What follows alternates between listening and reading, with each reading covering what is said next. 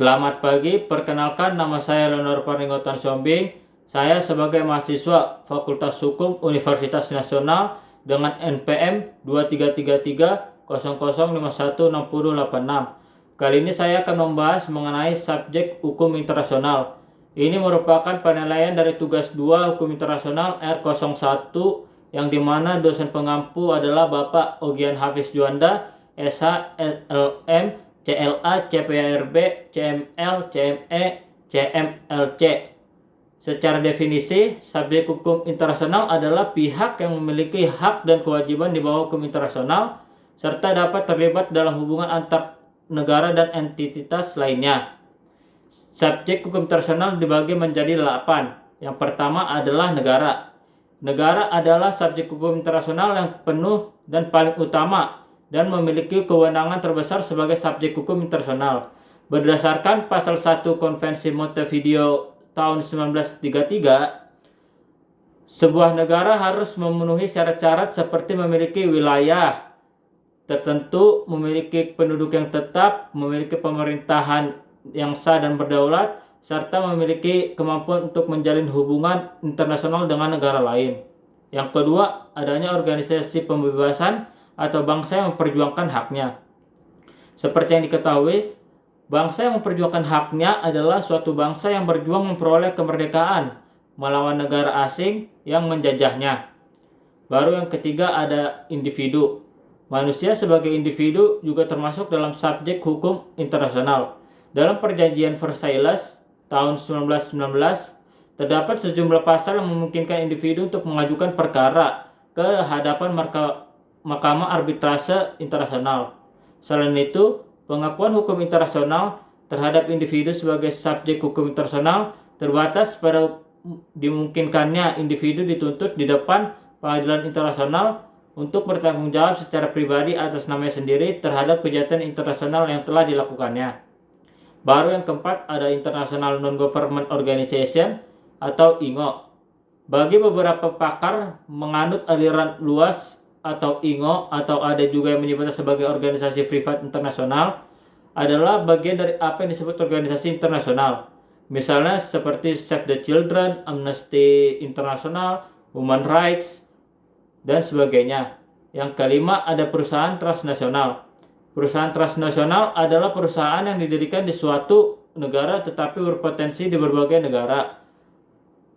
International personality atau perusahaan transnasional hanya ada ketika hubungan internasional yang dilakukan oleh hukum internasional. Baru yang keenam ada organisasi internasional.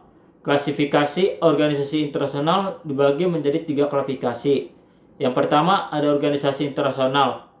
Organisasi internasional yang memiliki keanggotaan secara global dengan maksud dengan tujuan bersifat umum. Misalnya seperti PBB. Baru yang kedua ada organisasi internasional yang memiliki keanggotaan global dengan maksud dan tujuan yang bersifat spesifik. Contohnya seperti World Health Organization atau WHO, atau World Bank, atau International Monetary Fund atau IMF. Baru yang ketiga ada organisasi internasional dan keanggotaan regional dengan maksud dan tujuan global. Contohnya seperti ASEAN dan European Union. Baru yang ketujuh ada Palang Merah Internasional atau ICRC. Palang Merah Internasional atau yang dikenal dengan International Committee on the Red Cross atau ICRC yang berpusat di Jenewa memiliki peran penting dalam sejarah hukum internasional.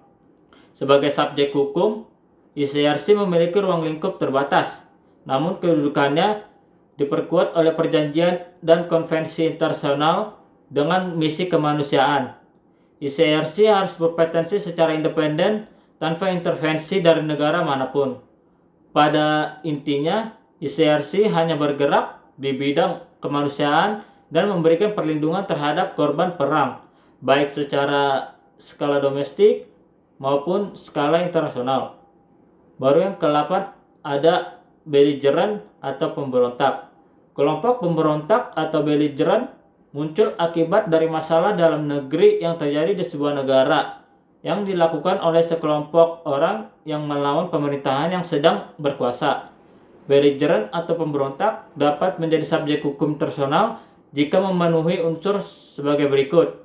Yang pertama, terorganisir secara rapi dan teratur, di bawah kepemimpinan yang jelas. Yang kedua, adanya harus menggunakan tanda pengenal yang jelas dan menunjukkan identitas dirinya. Yang ketiga, harus sudah menguasai secara efektif sebagian wilayah dan wilayah tersebut harus benar di bawah kekuasaannya. Baru yang keempat, harus mendapat dukungan dari rakyat di bawah kekuasaannya. Begitu saja penjelasan mengenai subjek hukum internasional dari saya. Sekian, terima kasih.